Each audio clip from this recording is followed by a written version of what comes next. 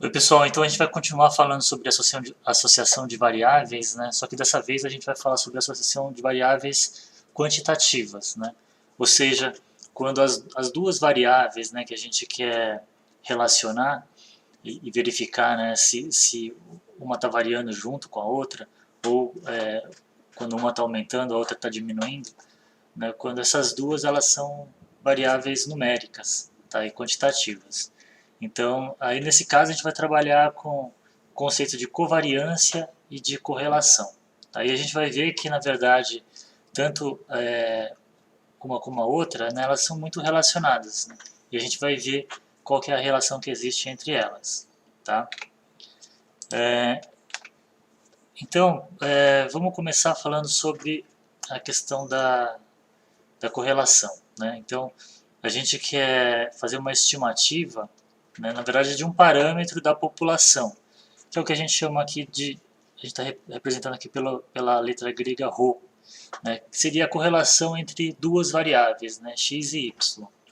Tá? Então, assim como acontece, né, nas outras inferências estatísticas, né, a gente vai coletar uma amostra da população, e aí a partir dessa amostra a gente quer fazer inferência sobre essa população inteira, né, ou seja, sobre esse conjunto de dados, né, de x e de y, e verificar se a gente pode afirmar que existe de fato uma correlação entre x e y, ou seja, quando x aumenta, y aumenta também, ou o contrário, né, quando x aumenta, y diminui. Né, que poderia ser uma correlação, só que negativa. Tá? Então, e aí, então, por aqui a gente já consegue verificar, né, que a correlação pode ser positiva ou negativa, e se ela for próxima de zero, né, significa que não existe correlação entre uma variável e outra. Tá? Então seria a nossa hipótese nula, né, que entre x e y não tem correlação. Tá? Então, vamos só voltar um pouquinho, né, naquele conceito de variância que a gente já viu várias vezes. Né? Então, o que é a variância? A variância é o quanto os nossos dados ele variam em relação à média. Né? Então, a gente tem a fórmula da variância aqui, onde a gente consegue observar. Né? Aqui a gente tem um valor médio, e aqui cada valor de x, né, de um determinado conjunto de dados. Então, quando a gente faz a subtração, né, desse valor em relação à média, a gente quer saber o quanto que esse valor, né, ele se distancia da média, o quanto que ele varia em relação à média. Tá? E aí só lembrando, né, que da variância, né, a gente quer fazer a somatória então dessas diferenças, só que se a gente fizer uma somatória direto, né, sem elevar ao quadrado, o que vai acontecer é que essa somatória vai dar zero, né, porque a gente vai ter valores positivos e negativos. Então, para que não dê zero, a gente eleva ao quadrado, né, e depois faz a somatória e divide pela raiz quadrada de n menos 1, ou seja, que é o número, né, de valores que eu tenho no meu conjunto de dados, menos 1, né, para a gente tirar então o viés dessa estimativa dessa variância, tá? Que está relacionado com a quantidade de graus de liberdade que a gente tem, porque para estimar a variância a gente tem que estimar antes a média, né? Então por isso que a gente perde um grau de liberdade aqui, tá? Então a gente poderia, né, quando a gente está trabalhando com a variância, a gente poderia desmembrar, né, essa parte aqui da equação dessa maneira, né? Como está elevado ao quadrado, significa que é esse valor aqui vezes ele mesmo. Né? Então a gente pode desmembrar, como a gente fez aqui, tá bom? Isso quando a gente está trabalhando com uma variável só. Né? Mas e se a gente tiver duas variáveis e a gente quer verificar se uma varia junto com a outra? Simplesmente o que a gente vai fazer é trocar um desses elementos pela diferença da outra variável, né? Que nesse caso aqui está representado por y. Né? É a mesma coisa, então, cada valor de y menos a média, né? O quanto que eles estão... Esse valor de y está se distanciando do valor médio de y. Tá? E aí, isso aqui, então, é o que a gente chama de covariância de x e de y. Né? Então, a gente percebe que é muito semelhante com o que a gente já tinha visto para a variância, só que com uma única variável. Né? E aqui a gente quer verificar se as duas variáveis estão variando juntas. Tá bom? Então é bastante simples essa fórmula que a gente tem então da covariância entre x e y, tá? E aí então, né, só para exemplificar, a gente tem esses dados aqui, né, de x e de y. Se a gente jogar esses pontos, né, esses dados no sistema de coordenadas cartesianas, a gente vai ter essa distribuição, né? E se a gente observar por essa distribuição, o que acontece, né? A gente verifica que é uma distribuição bastante aleatória, né? Então parece que não tem muito padrão, né? Então a gente tem valores, por exemplo, valores relativamente altos, né, de x com valores baixos de y. E o contrário também, né? Valores baixos de x com valores altos de y. Né? Então, parece que não tem uma relação muito forte entre x e y. Né?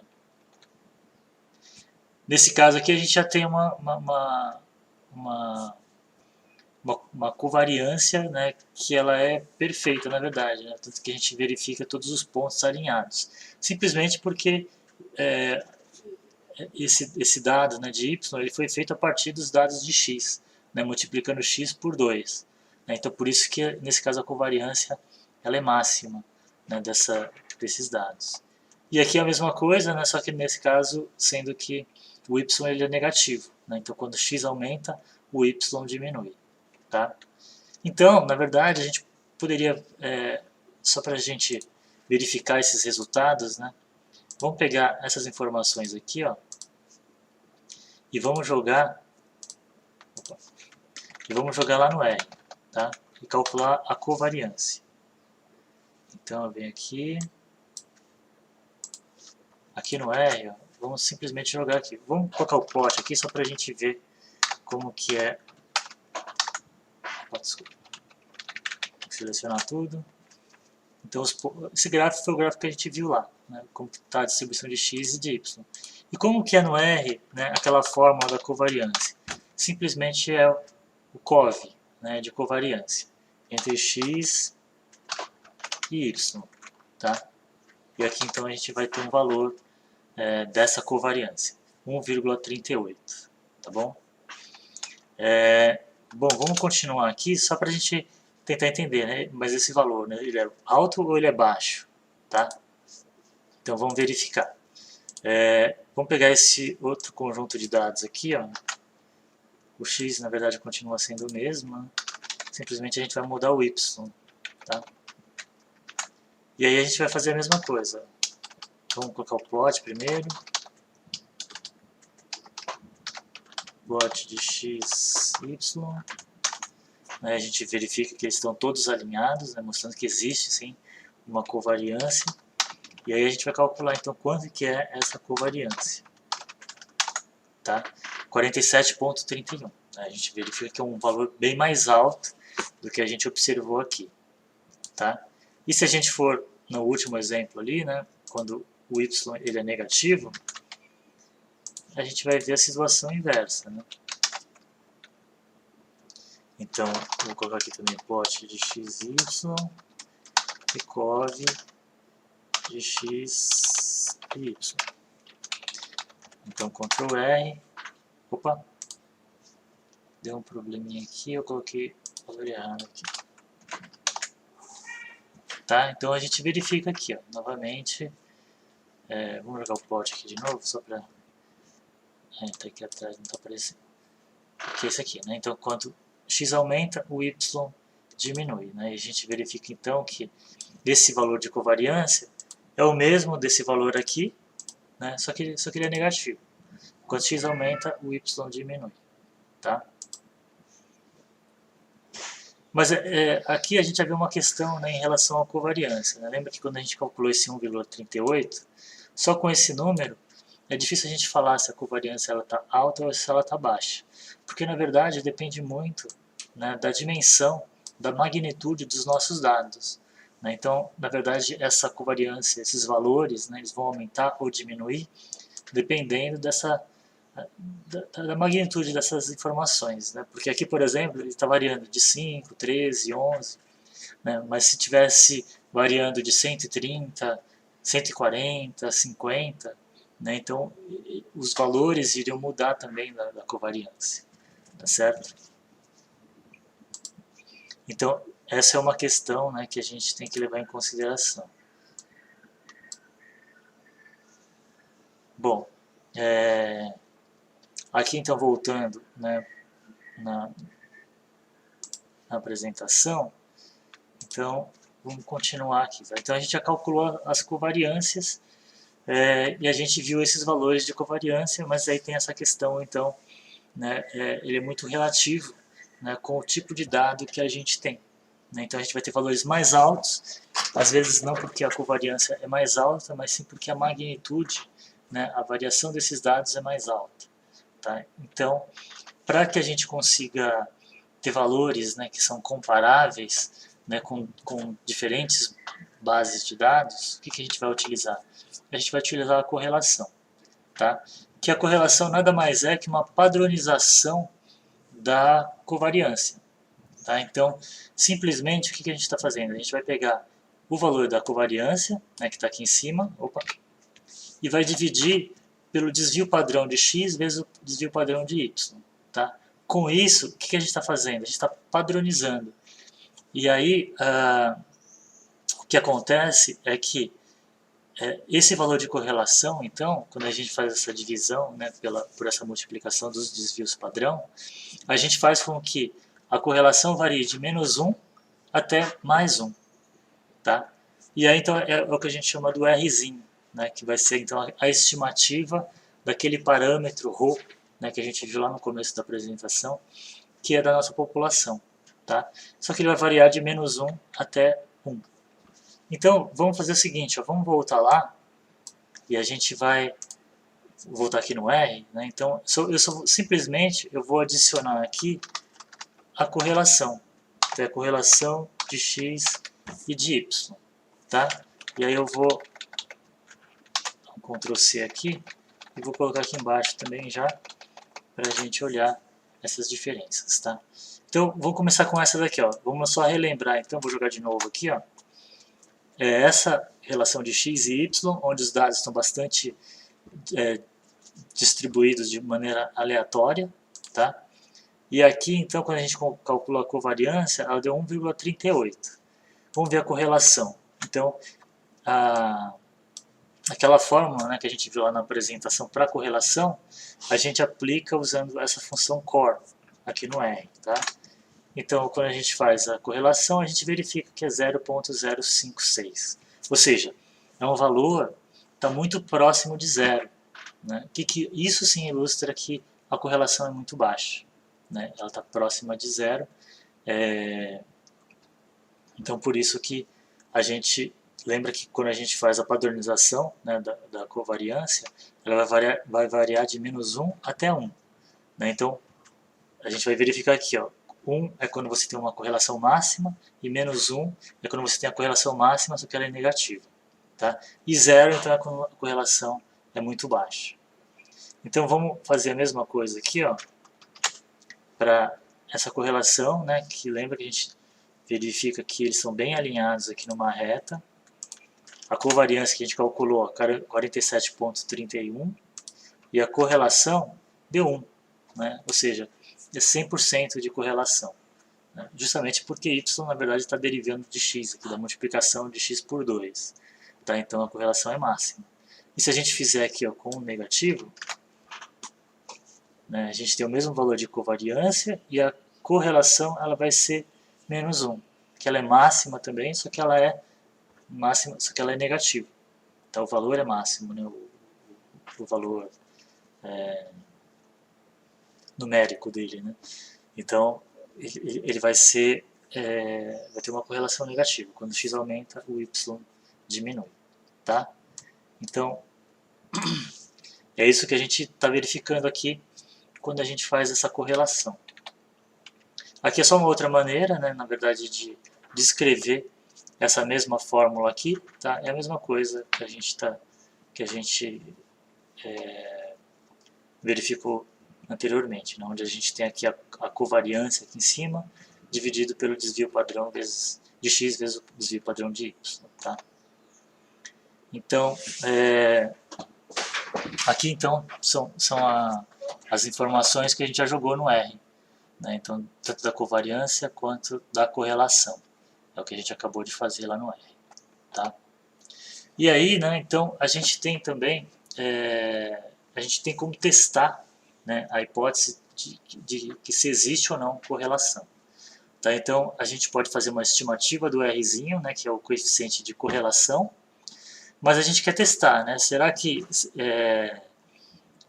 o valor, né, que a gente encontra de Rzinho, né, será que ao acaso, se não houver correlação entre essas variáveis, qual a chance de eu encontrar o valor que eu observei, né, que eu encontrei? Tá? Então, a gente vai testar a hipótese. Nesse caso, né, a hipótese nula é que não há correlação entre x e y. Se não há correlação entre x e y, significa que o ρ, né, que é o parâmetro lá da minha população, ele é igual a zero. Tá? E se há correlação entre x e y, significa que o ρ é diferente de zero. Tá bom? Ele pode ser para mais ou para menos, né? Negativo ou positivo. Então aqui a gente novamente tem a fórmula do Rzinho. Bom, então o que a gente vai fazer é pegar essas informações aqui, vamos lá jogar no R, né, porque daí a gente vai acompanhando esses cálculos lá no R, tá bom? Então eu vou copiar aqui, ó, só para a gente chegar nesse valor desse Rzinho aqui, do coeficiente de correlação, tá? Então, só jogar isso aqui lá para cima, para não ficar atrapalhando. Vou jogar aqui, tá? Vou dar uma limpada aqui na tela. Então, peso e comprimento. Então, eu joguei aqui, ó, peso e comprimento. E eu quero saber qual que é o valor desse Rzinho, né? Então, vou chamar a função core, peso e comprimento. Tá? Ctrl R 0.82, que foi o que a gente encontrou lá. Tá certo? Vamos voltar aqui na apresentação. Então a gente está verificando, 0,82 é relativamente alto, né? É bem próximo de 1. Tá? Então, só que a gente pode calcular também uma estatística relacionada a esse valor de R, que é justamente para a gente verificar se esse valor que a gente encontrou, se a chance da gente encontrar esse valor aleatoriamente, né, sendo que não existe correlação entre as variáveis, se essa chance é grande ou é pequena, tá? Para ver qual que é o efeito da aleatoriedade nisso. Então, para isso a gente vai calcular uma estatística T, né, de students, que a gente já viu anteriormente também. Né? Nesse caso a gente vai usar essa equação para a gente calcular esse valor de T, onde a gente está observando o que aqui? A gente tem o Rzinho, que está aqui, o N, né, que é a quantidade, né, das minhas amostras, né, que eu estou medindo, e aqui novamente o Rzinho. Tá? Então, nesse caso aqui, se a gente calcular o valor de T, ele vai dar 3,58.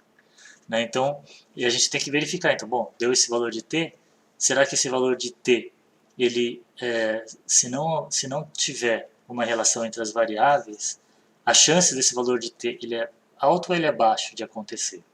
Tá? Lembrando que esse valor de T, ele vai ter n-2 graus de liberdade. Então a gente perde 2 graus de liberdade, né, porque para o Rzinho a gente tem que estimar os valores, as médias, né, dessas variáveis, e a gente tem que estimar também os desvios padrão, para a gente chegar no Rzinho. Então a gente perde 2 graus de liberdade. Tá? E aí então a gente vai verificar, né, a partir desse valor T, qual que é a chance da gente encontrar esse valor. Né? E nesse caso a gente está verificando tanto para um lado da distribuição quanto para o outro.